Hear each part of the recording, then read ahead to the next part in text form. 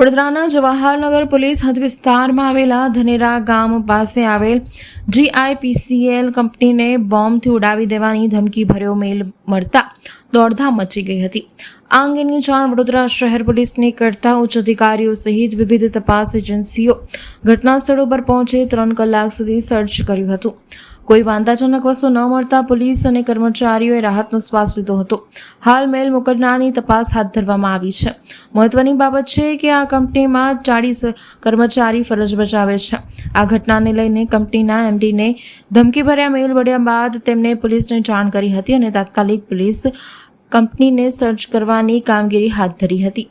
મેલ અંગે પોલીસને જાણ કરતા BDDS સહિતની ટીમો કંપની પર પહોંચી હતી અને સર્ચ ઓપરેશન હાથ ધર્યું હતું. જો કે સુરક્ષા એજન્સીઓ દ્વારા 3 કલાકના સર્ચ ઓપરેશન બાદ કોઈ વાંધાજનક વસ્તુ મળી ન હતી, જેથી પોલીસ અને કંપનીના કર્મચારીઓએ હાશકારો અનુભવ્યો હતો. આ અંગે કંપનીના સિક્યોરિટી હેડ દ્વારા જવાહરનગર પોલીસ મથકમાં જાણવાજોગ ફરિયાદ દાખલ કરાઈ હતી અને જેના આધારે તપાસ કરવામાં આવશે કે આ મેલ ક્યાંથી આવ્યો છે.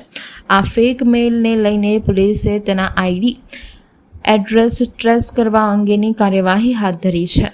મેલ મળ્યો છે એ મેલ GIPCLના MDના હેડેડ થઈને આવેલો છે અને મેલની અંદર બોમ્બ થ્રેટ છે એવું હતું. તો પોલીસને જાણ થતાં SOCની ટીમ, BDDSની ટીમ, લોકલ PI, ACP, ક્રાઇમની ટીમ તમામ આવી અને અમારે જે ચેકિંગ કરવાનું કામ છે, BDDS કરવાનું કામ એ પણ કરવામાં આવેલ છે.